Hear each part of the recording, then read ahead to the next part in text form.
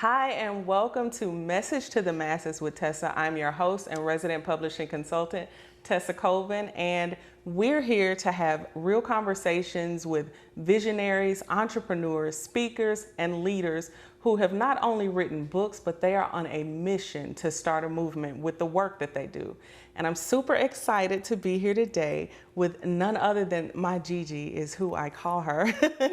My Gigi she's actually Dr. Gigi Abdel-Samed, and she does amazing work. And we're gonna talk about just her why, her story, the power of her story, and what's fueling this powerful movement that she's starting. So much for being here with me, Gigi. Thank you, Tessa. So that's my intro of you. Please tell us a little bit more about you and what brings you here today. Oh, okay. A little nervous. Don't be nervous. Just name that. And I'm honored to be here. And I love Thank your you. energy and I love what you're up to. And thank you for having me. My big mission is to return the heart to healthcare. I love that. And I want to do it from a grassroots level. My vision is to work with medical schools and medical students and really help put the values back into it. Mm-hmm. And I've been an ER doctor for 24 years now. Wow. And I know it's a very different animal now It than is. when I started. And it saddens me when I see doctors who've only been in practice 6-7 years leaving. And I just think, wow, like all the work that we put in and all the time and all the energy, and then we're losing great people with great hearts. And Wow. of course it all comes from my own story as well. And my passion is working with women, professional, successful women who are stuck or frustrated and wake up and you go, how did I get here? Is this the life I signed up for? Right. And, of course, healthcare, that was my life, so that's my passion. And of course it applies to so many of us women where, you take on a role to help somebody and then 10 years later you're like, wait, I didn't sign up for this for permanent. How did I get here? Right. And so through the transformational coaching that I do with successful women, I help them redefine themselves and create what I call feminine mastery, because that was really one of my biggest conundrums, if you will, being in a male-dominated field, and 24 years ago it was even more so than it is now, was how do you reconcile being a woman and having mastery? Because I'm so heart-centered that at times I was like, are those two things are they not mutually exclusive? And it's funny that you say that, because when I think of the medical field, I think about it's almost just a technical field. It is what it is. You have this knowledge, this understanding of diagnosis and symptoms and all of that, and there's no more to it. I don't think I've ever really thought about the heart-centered part. I mean, of course, we've heard the term good bedside manner, but do we even expect that in the medical field? I mean, I kind of don't. I kind of expect to be, get in and get out. Almost like going for an oil change, or just whatever you need, get that filled up and get you out. And I don't think that I have ever really experienced, good bedside manner in the medical field. And so that's very interesting. What was it for you that, that told you this is necessary, this is important, we need more of this? I know that you're encountering, professionals who are burning out, but how does that factor in? Well, so first of all, when I heard you say that, my heart just hurt. I was like, and I remember like as early as 1998, my first year out of residency, in the emergency room, we don't really have that much time with patients. And I think that's actually one of the biggest myths that I bought into, was that it has to be quick, and that quick can't be deep and aligned and present. And I just remember this lady who said to me, she was just there for an ankle sprain.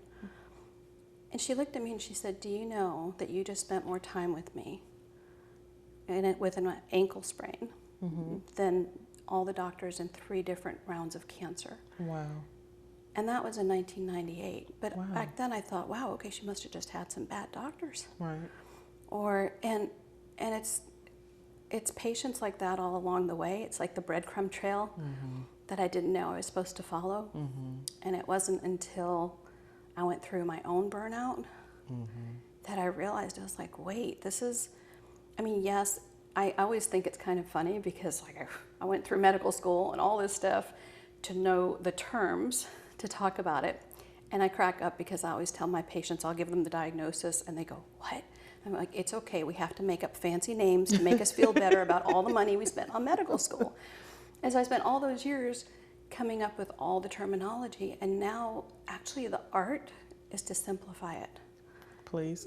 Yes, ma'am. So like when I tell somebody kidney stones are like pinball machines, they could go through in one straight shot, but no, they're going to bounce around. So it might hurt again. And their eyes light up. Now, did they teach me that in medical school? No. No. But to me, there's a level above the science. There's a level above the technical. And that's where the heart comes into it. Yeah. And you know what? I appreciate that. I use an analogy when I'm talking to my clients about being an expert and making sure that they are talking to the person based on the symptoms so that there's a level of understanding. When I go to the doctor, I tell them, you know, my back hurts, I have a headache, and then the doctor comes back with this big fancy term. And I'm like, what does that mean? Right? And so making sure that you're on the same level with the person that you're serving. Yeah. That's essentially what it is, not talking over their heads. That's major. And I have some questions. I'm just preparing you. We're going to dig into them. We're going to take a quick break, and then we'll be right back to dig more into the heart-centered doctor, Dr. Gigi. Thank you.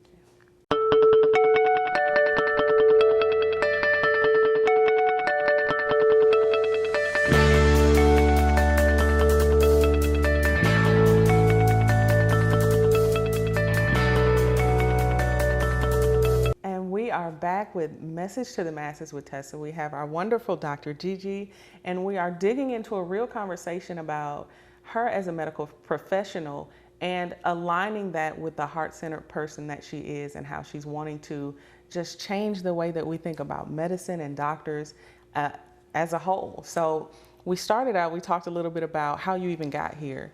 And some of the examples that you gave was treating a patient who had a sprained ankle and giving her more care and more compassion than she experienced in several rounds of chemo. That's major.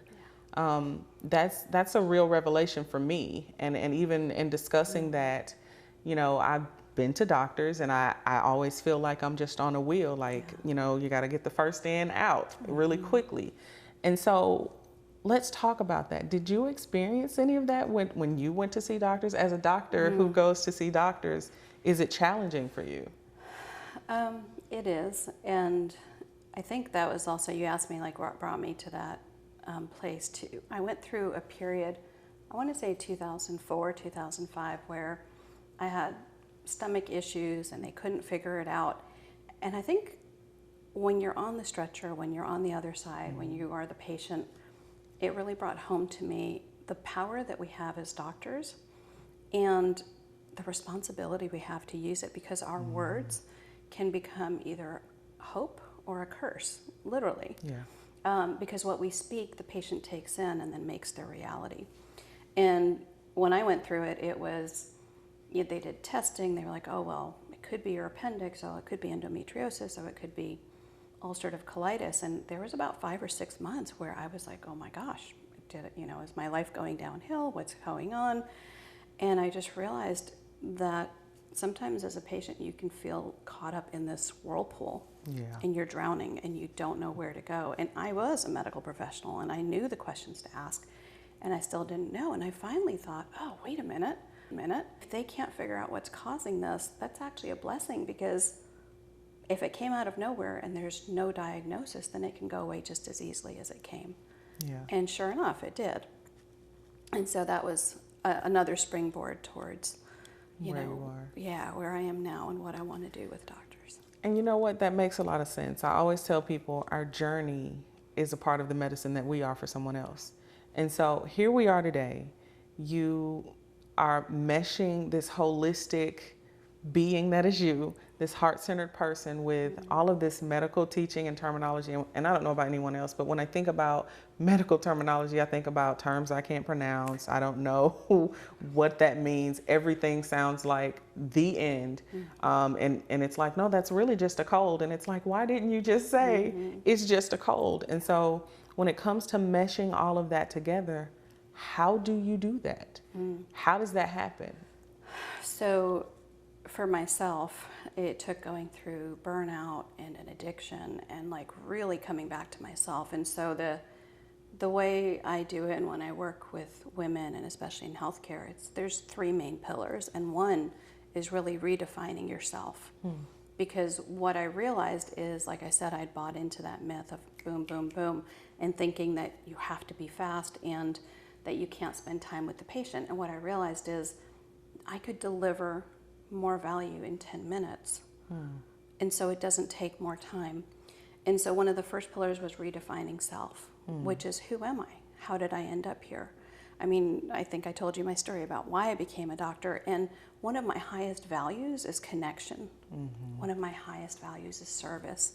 I didn't go into being a doctor for money. I didn't even know doctors could make money when I was 11. I was like, oh, that's a nice side effect. Okay, let's do this. Right. So once I redefined what it was and realized where I was selling out my own values, I was like, okay, well, how can I then create what I need and the connection with patients within the framework? So I like to say that there's a way to be free within the Matrix. I love the movie The Matrix. It's like, okay, you think there are bullets coming at you, let's kung fu that. And then the second pillar, like I said, is feminine mastery, which is really going back to, okay, is there mastery in being heart-centered, in being caring, in connecting, and how do I reconcile that with, the moment I realized, wow, my nickname was Huggy Bear when I went back to school to get my master's in business. So if that tells you the kind of person I am, that was in graduate school. And like the day that I reconciled that I can be this amazing, loving Huggy Bear person, but also the doctor who saves lives and, cut a hole in someone's neck to keep them from stopping breathing, from alert. It's like, that's feminine mastery. I don't have to choose one or the other.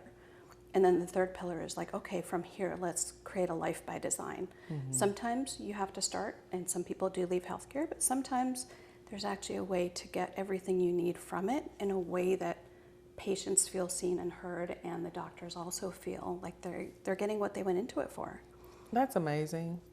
And, there's three pillars. That means there's a little bit of work to do. But the benefit, tell me a little bit about the benefits of that. I know, there's the benefit of avoiding burnout.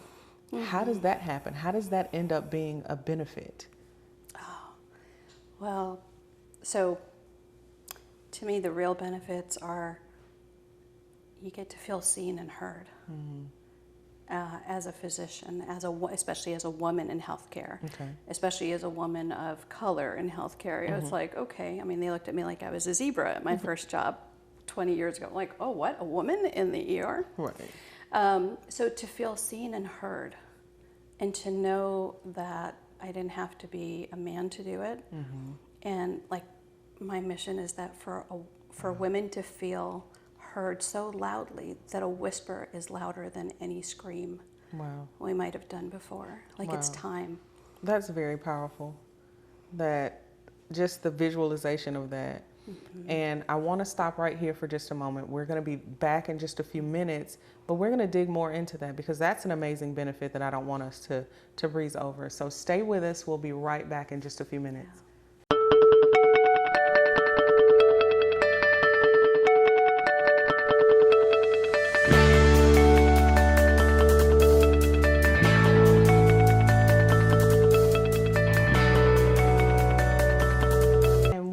Back.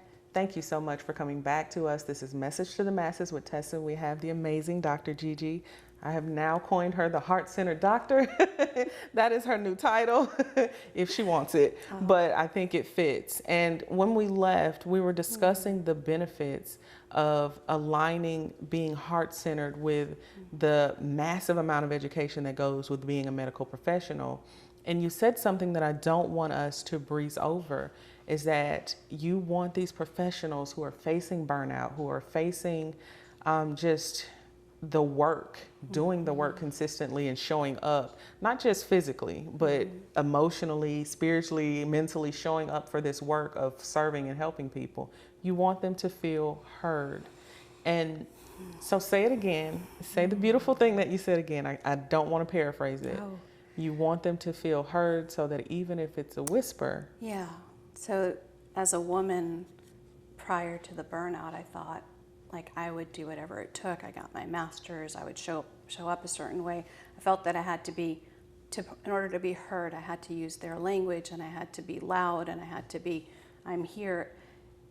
And after, it's like, no, to be heard so loudly that a whisper from a woman who is aligned and empowered is louder than any scream, louder than any roar. It's, I am here, and I will change the world. I love that. That's powerful. That's something that I won't forget. It's going to stick with me. And I want to talk a little bit more. That was one of the benefits. What are some more benefits? How does their service change after avoiding burnout? You know, I've been on the brink of burnout. I'm sure I've waded into burnout and didn't know it. And I know there was a difference in how I showed up after I got my reignition or after I felt refreshed. How does that look for a medical professional, a doctor who is coming back from that? Yeah. Really, it's like resuscitation. I mean, to be fulfilled. So with burnout, you feel like you're on a hamster wheel. I think you even said it as a patient. You feel like you're in, you're out, you've got to keep going. As a doctor, it's the same thing. And when you step off the hamster wheel, all of a sudden to feel fulfilled, to go, wow, I can actually feel connected. I can feel like I made a difference. I feel like my patients heard me. Great patient satisfaction scores, but I feel fulfilled. I'm doing the thing that I actually signed up for. And for women especially, to feel vibrantly alive. Just like I know why I wake up in the mornings now. Yeah. Instead of I wake up at 2 a.m, eyes wide open going, wait, how did I get here? This is not the life I signed up for. Right. Now you're in a place of fulfillment and empowerment and feeling seen and heard. And you know, a woman's whole life and the doctor's whole life really changes. And I know, like, when I show up at work, people are like, it doesn't matter how crazy things are going to be. It's going to be okay. Right. Whew, like that peace to feel like you're in the eye of the storm. So I know we've talked a lot about medical professionals, but you work with more than just medical professionals. You work with women who are career driven, who are, family driven. They have a different priorities and focuses in life. So what would you say to the person who is right now feeling like everything is closing in on them, who's feeling like I'm doing all of the things and I don't know if I can continue? What would you say to them? What's the first way that they can make sure that they avoid burnout? What's something they can do on their own? Got it. So for me, and I've heard this, through NLP and other things, is let me think how to say this. The quality of the questions you ask determines the quality of your life. And so if you come at it from, oh God, what do I do? I can't do this anymore. That's a very different energy vibrationally than what would it take to have what I want. Because I think we get into a tailspin. So what I would say is, what is it that you are tolerating? What have you taken on that's not yours? And especially as professional women and successful women, we are driven. And I used to think driven was a good thing until I realized somebody else is driving. Wow. Yeah. And like, if you're driven, who's doing the driving? And so we have over responsibility. We want to manage everyone and everything and take care of, and we want to be Wonder Woman and Supermom, and it's not possible. So I would start with saying, what are you tolerating in your life? And then it seems simple, but even something as small as the clutter in your closet, go clear that. Because energetically, nature abhors a vacuum. When you remove things, when you stop tolerating something, you're creating space for something better to come in. So the first question is to start asking yourself, what are you tolerating? Right. I love that. First, ask better questions. And that just logically it makes sense. You ask better questions, you get better answers. You get answers that are more aligned to what it is that you want to create, what it is that you want to see in your life. And that's amazing. And you know, it it's harnesses simple. your subconscious to start looking for solutions. It's simple. It's simple, but when you're in it, it's not necessarily simple. It's not. So we've had an amazing discussion, just closing the gap between being a professional, whether that's medical professional or not, but being a professional and being heart-centered. Heart-centered being, you know, someone who's driven by heart and emotion to help people mentally, spiritually, and emotionally, and things like that. I am always in awe of your story. I'm always in awe of your work. Please tell our viewers how they can find you, how they can connect with you, where they can find you and be with you. Got it. So my website is www.drgigisamed.com. So drgigisamed.com. And if you go there and subscribe to the newsletter, come along with me on the journey, help me spread the word. And I also wanted to say that putting the heart in healthcare, there are doctors who might go, well, I'm not emotion driven, and it's not about that. It's about putting the passion back, about putting what they came in. So, you know, come along with me for the ride. It's a little zany, a lot me. I'm definitely not by the book, and I like to do things my way. I love that. But it will always be heart-centered and from a place of service and love, for sure. Thank you so much again for hanging out with us today and telling us about your journey. And I encourage you all to just take heed to what has been shared today. You know, what you're passionate about, it doesn't have to kill you, it can fuel you. So that's our show for today. Thank you so much for joining us. And again, this is Message to the Masses with Tesa. I'm Tesa Colvin, and we are here not just to talk about books and stories, but to really talk about the why behind the work that we do.